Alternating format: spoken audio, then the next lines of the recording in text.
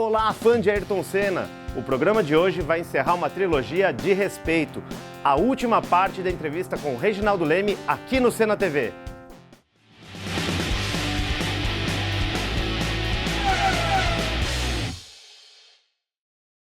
O Reginaldo Leme já contou aqui no Senna TV várias histórias bem legais de Ayrton Senna. O começo da carreira, a estreia na Fórmula 1, algumas histórias até do Cassino de Mônaco, a primeira vitória. E agora, nessa última parte, o Regi vai contar pra gente a história da parceria de sucesso da Fórmula 1, McLaren e Honda. Ayrton Senna na McLaren, quer dizer, essa associação aqui, né, que a gente vê inclusive aqui na sede do Instituto, né, não tem como não lembrar Ayrton Senna e McLaren. Você viu nascendo isso? Como é que você já me contou algumas vezes essa história, mas divide aqui para o nosso público. A McLaren tinha 4 sócios, né?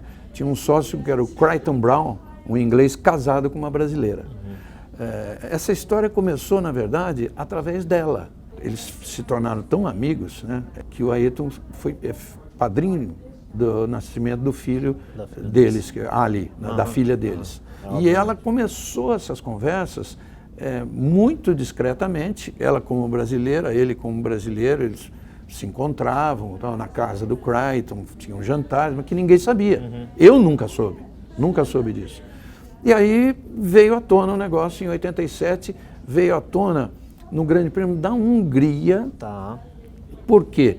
Ele tinha assinado com a McLaren e tinha se comprometido a não falar nada, só que a Lotus também tinha se comprometido a não falar nada. E a Lotus, a reação da Lotus foi o quê? Foi buscar o Nelson Piquet, que era campeão do mundo. Sim. Só que ela não cumpriu. Chegou na Hungria, a Lotus deu a notícia como contratamos o campeão do mundo. Aquilo estourou como uma bomba no mundo todo e eu me lembro de vários jornalistas brasileiros terem entrado nessa. E os caras, foi esse movimento. Os caras ligando pra gente, cara, o Ayrton foi demitido. Espera aí, não é bem assim a história. Foi promovido. Né? Ayrton Senna e Alain Prost na mesma equipe, dividindo carros, o Prost já bicampeão, o Ayrton chegando. O que você imaginava? Que antes de começar a temporada, você falou, isso aí vai pegar fogo, né? Imagino que... O Prost acho que logo percebeu, né? Com quem ele estava lidando, né? E aí a coisa já não era assim tão soft. Grande Prêmio da Bélgica, nessa tal entrevista coletiva não, nessa entrevista que as televisões tinham direito, quando chegou a minha vez, eu estava Prost de um lado e o Senna do outro. E a gente falando tal, e pela soma de pontos, claro que os dois ainda tinham chance de ser campeão, o Prost falou para mim na entrevista, falou, o Ayrton já é campeão. E o Senna teve na carreira dele erros que a gente vê, assim, que ele não cometeria mais, como o de 88 em Mônaco. E assim, eu sempre tive a curiosidade de perguntar para quem estava nessa corrida. Eu já ouvi a história de que ele queria dar uma volta no Alain Prost para ser aquela coisa de, olha, eu estou aqui como seu companheiro de equipe, a gente tem o mesmo carro, mas eu sou tão superior que eu vou te dar uma volta em Mônaco. É verdade? É lenda? O que você pode falar? Não, eu acho que tem um fundo de verdade. Como a volta em Mônaco é longa, talvez ele não conseguisse, talvez ele tivesse a consciência de que ele não conseguiria dar essa volta, mas que ele ia chegar encostado no Prost e ia. Né? A vantagem dele já era de 52 segundos. Né? E a volta lá 1 minuto e 20, 1 minuto e pouco. Então, não daria para ele passar. Tá. Não daria para ele passar. Mas era uma coisa assim para chegar quase junto, que seriam, já pensou? Ia ser demais. Primeiro cruzava o segundo lugar, aí ele recebendo a bandeirada e era para desmoralizar o Prost, como o Prost dizia mesmo, ele não quer me vencer, ele quer me destruir. Primeiro, ele não precisava daquilo, tá? Mas ele tinha certeza também, e isso é uma coisa que o piloto sabe, que ele tem que dar o máximo dele volta a volta. Que se ele falar assim, uma corrida está ganha, e ele tirar um pouco o pé, às vezes tirar o pé não quer dizer economizar. Economizar, como hoje se economiza muito pneu principalmente, é você diminuir o ritmo, né? Mas diminuir gradativamente, continuando rápido nos lugares onde você tem que ser. Senão você corre o risco do quê? De perder a concentração. E para mim foi o que aconteceu ali no momento dele, naquela batida na entrada do túnel. Uma historinha interessante disso é que ele bateu muito próximo da casa dele, do apartamento onde ele morava.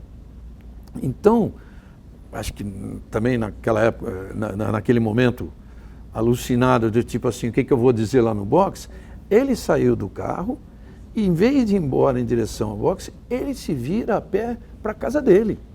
E foi embora para a casa dele. Terminada a corrida, os jornalistas na sala de imprensa, todos querendo ouvi-lo, de todo jeito, queriam falar com ele. Então, coube a mim telefonar para ele e dizer, falei, olha, os caras estão te esperando de todo jeito. Ele falou, eu não vou. Você quer, você fica como um porta-voz extraoficial.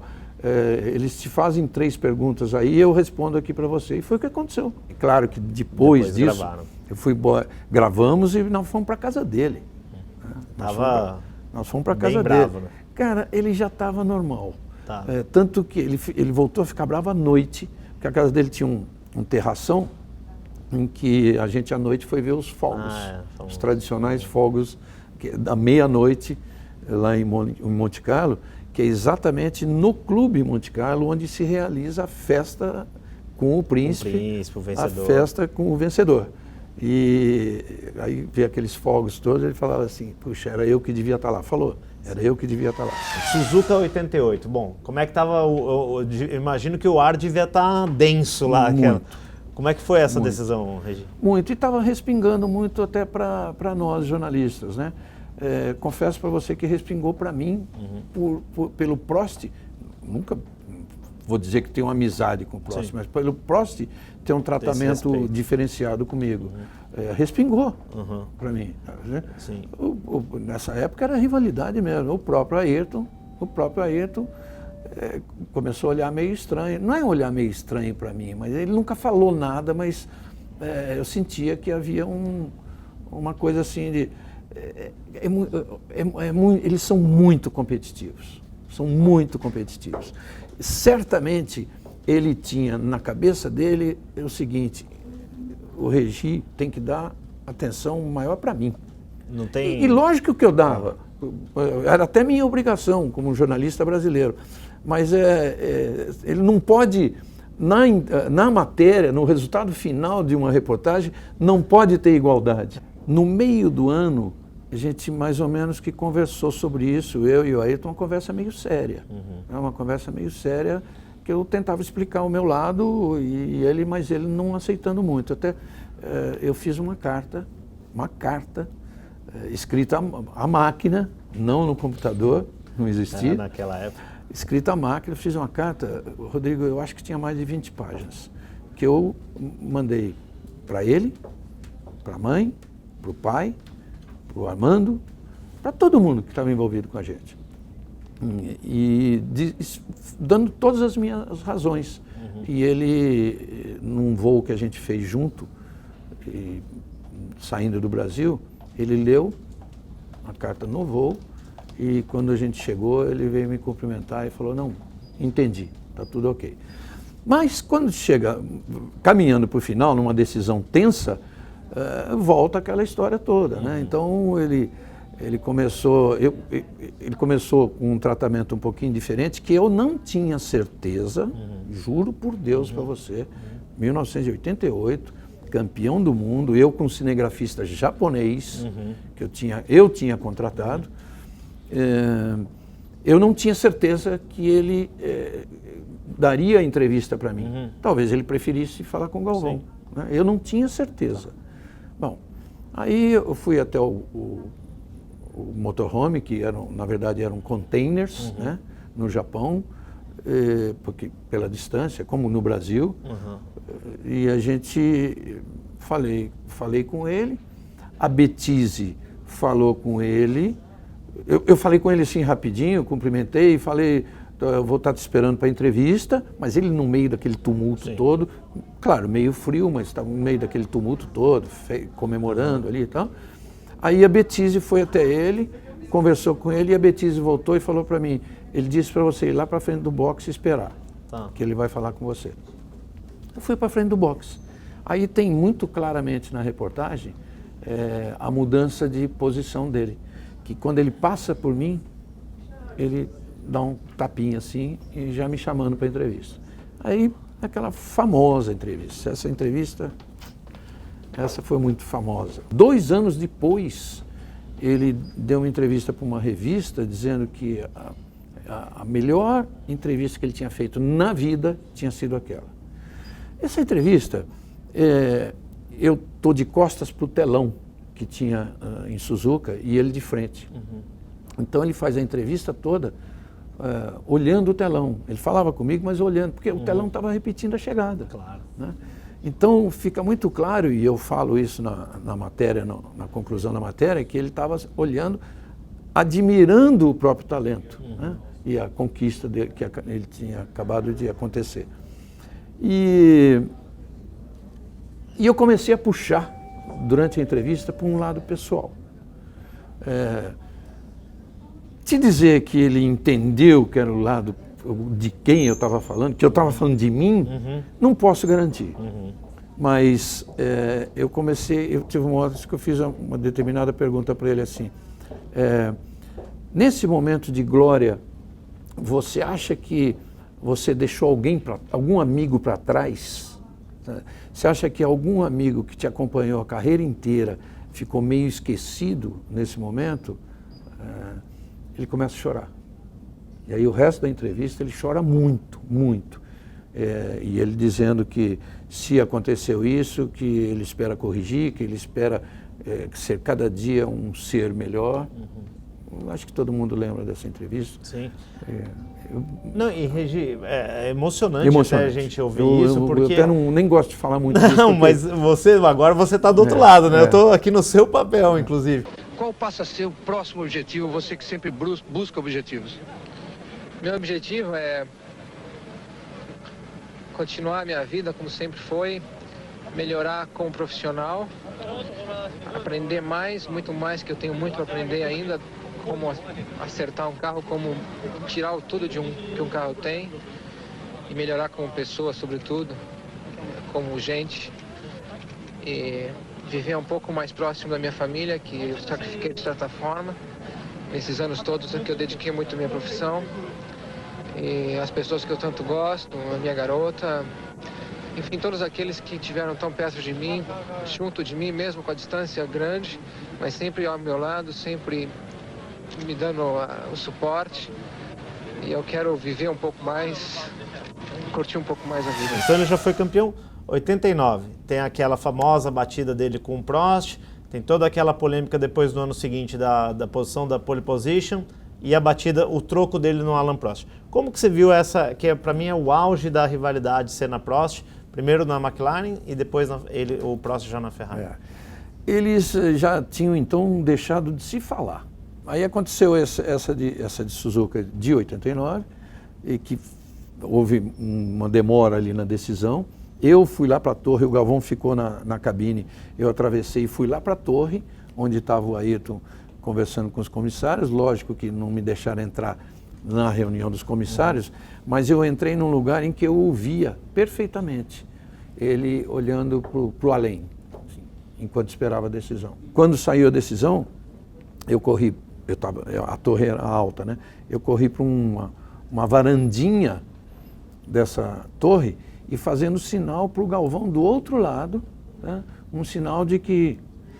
As histórias do Ayrton em Interlagos, o que você pode lembrar aí para contar para a gente? Eu lembro dele descendo de helicóptero no dia que estava se discutindo a reforma de Interlagos, a forma de diminuir o circuito, que embora espetacular era muito grande, né? Quase 8 quilômetros, era muito grande para a Fórmula 1. Por que muito grande?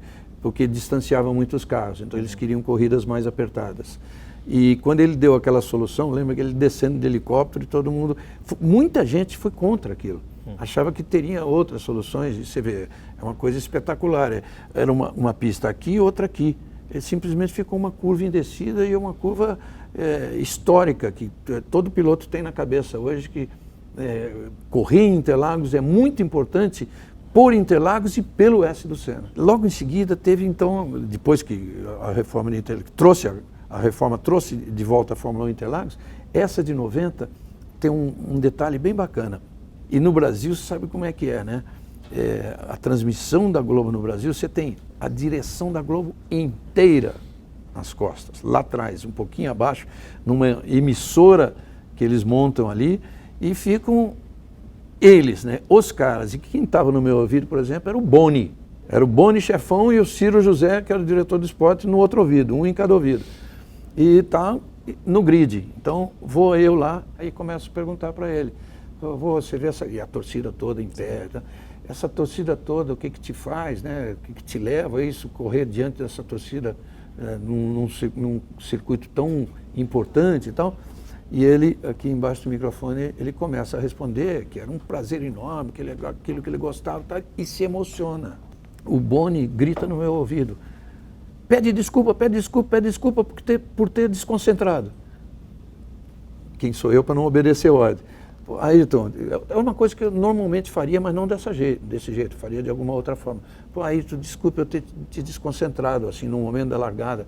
Ele falou assim, não desconcentrou nada, você concentrou mais. Eu quero me inspirar nisso que eu acabei de te falar, nessa torcida toda aqui. Acenou para a torcida, recebeu o carinho da torcida, largando na pole, pronto para vencer pela primeira vez o Grande Prêmio do Brasil. É uma responsabilidade. Eu vou tentar o que der, vai depender de muita sorte, o carro está bem equilibrado e com certeza vai ser... Vamos tentar o que dá. Olha, eu não queria te deixar nervoso de jeito nenhum, não é tensão, eu entendo. Esse é o momento, desejar boa sorte para você. Esse é o momento de concentração do piloto e assim mesmo. Boa sorte de toda a torcida brasileira. Eu soube que, assim, eu já joguei tênis com você e eu vou admitir aqui que eu geralmente perco, mas também você já jogou com o tal do Ayrton Senna ali, né? Geralmente você foi bonzinho. Foi bonzinho, na verdade eu perdi o Senna. Mas não que eu jogue bem não, imagine. E contra o Ayrton, como é que eram os duelos aí? Cara, na prática do tênis a gente era bem igual, mas no preparo físico era muito difícil. Então eu acho que ficou meio pau a pau. Mas a primeira vez que eu ganhei dele, em Bali, numa quadra de Bali. Até o lugar, né? Numa quadra de Bali, no Clube Med. Eu acho que ele tinha perdido a contagem e tal, e eu tinha contagem. Eu não estava roubando, não, eu tinha contagem na cabeça. Eu tinha perdido, ele não sabia que era um match point. Quando ele fez o match point, você se lembra de um gesto do Bjorn Borg em Wimbledon, né, que ele ajoelhava na quadra e levantava as mãos para o céu e tal. Aí a hora que eu fiz o match point, eu ajoelhei na quadra e levantava. Ele falou, o quê? Já acabou? Eu falei, claro que acabou. Eu te falei o tempo todo da minha convivência com a Ayrton, o tempo todo, desde antes de chegar à Fórmula 1, de que ele tinha certeza absoluta, da certeza dele, assim, absoluta, indiscutível, certeza que ele tinha do próprio talento, que ele chegaria muito longe. Eu acho que até muito além do tricampeonato. Né? Depois que ele ganhou o tri, ele sabia que tinha todas as chances de ganhar mais campeonatos. Tanto que essa perseguição dele a ter sempre o melhor carro, porque querer ganhar, é que acabou, de certa forma, atrapalhando bastante, né? E o levando a Williams, mas claro, aí é questão de destino, fatalidade, não tem nada a ver com isso, mas que impediu com que ele realizasse o sonho dele e da Ferrari. O Luca de Montezemolo, que era então o presidente da Ferrari, falou isso várias vezes em mesa de jantar com a gente, que o sonho era ter o Ayrton. Inclusive, depois que o Ayrton morreu, no dia seguinte, o Montezemolo ainda falou isso. Só que ele não foi para a Ferrari naquele momento, que já estava a proposta feita, que certamente era melhor que a da Williams, né? O Frank Williams, em termos de pagar, sempre foi muito famoso pão duro. Ele, naquele momento, nós perguntamos para ele, por que não a Ferrari? Porque está na hora certa. Ele falou assim, essa frase eu nunca esqueço, eu não me dou o direito de continuar perdendo, né? De ter mais um ano sem vencer o campeonato, né? Não bastava vencer corrida. Seja em nome de todas as pessoas que estão assistindo no Senna TV, no meu, que eu posso falar como jornalista, já te falei várias vezes, você é padrinho meu de casamento, é uma grande honra para mim, porque você inspirou todos nós, não só jornalistas, mas fãs de automobilismo, e você trouxe essa história pra gente. Então todas essas histórias do Ayrton, do Emerson, do Piquet, todas elas, e até hoje, do Hamilton, do Massa, todos eles, na sua voz, eu queria, assim, em nome de todo mundo, agradecer mesmo de verdade. Vou aqui fazer um cumprimento especial ao Regi, porque realmente, olha, só de ouvir as histórias aqui é de arrepiar. Para os pilotos, tem o Ayrton Senna. Para nós, jornalistas, Reginaldo Leme. Pessoal, o Reginaldo Leme é um verdadeiro especialista em Ayrton Senna, não é mesmo? Então aproveita, curte aí o vídeo e se você quiser ver os outros, estão aqui passando, ó, ficaram muito legais. E não deixa de adquirir os produtos da Ayrton Senna Shop, como essa camiseta aqui, tá bom? Até o próximo Senna TV. Tchau!